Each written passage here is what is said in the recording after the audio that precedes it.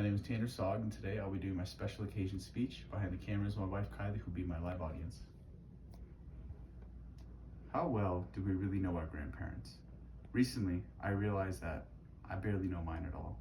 Growing up, my grandparents were simply Nai Nai and Yeye, the Chinese words for grandmother and grandfather. They lived in a small apartment with ugly wallpaper right outside of Washington, D.C. They would take me to Taekwondo practice, watch my brother and I when our parents were out of town, and cook us incredibly delicious food whenever we were over. I always just thought of them as my grandparents, until recently. Recently, I had the opportunity to sit down with my father and have a long conversation about my grandparents' past.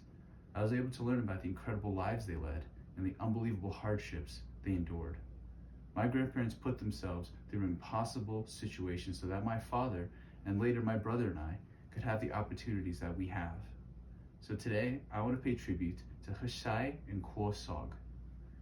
I want to give you a small glimpse into their past, share how much they mean to me, and explain how their legacy made me the person that I am today. I like to think of my grandmother as an oak tree, unyielding and unbreakable.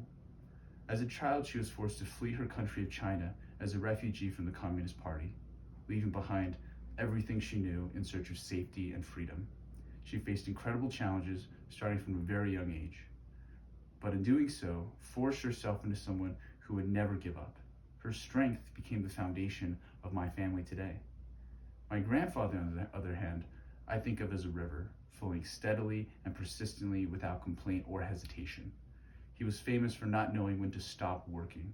Together, my grandparents embarked on a remarkable journey to the United States of America, with their only assets being dreams and a hard and fierce work ethic. In the heart of Washington, D.C., they started a small Chinese restaurant called the City Lights. Through many years of hard work and experience, they transformed it into one of the most successful restaurants in the D.C. area. My grandmother loves to tell me the story about how different people used to come to the restaurants, like when the singer Mick Jagger once came in and created a hysterical fit, or the time a Middle Eastern prince rented out the entire restaurant for a single night just to have dinner by himself.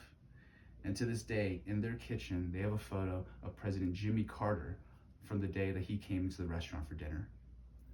However, they consider their greatest achievement to be for when they were able to put my father and aunt through college, something that no one in either of their families had ever done before. My grandparents are the reason I'm here today. They sacrificed so that I could live the life that they never could. But they did more than simply survive. They thrived. They turned a small, dusty room into a flourishing restaurant business. They raised 2 children who defied all expectations by going to college in the United States. They had grandchildren who they played with constantly and showed more loving care than they ever received in their own lives. I will never be able to repay the debt that I owe them.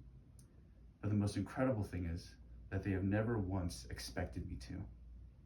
So next time I want to complain about how hard my life is, like how my Wi-Fi isn't very good, or how I'm stressed about my next bio test, I will stop and remember what they did for me. I'll remember how they fought through impossible odds so that I can be where I am today, and how sometimes we can all benefit by being more like an oak tree or a river.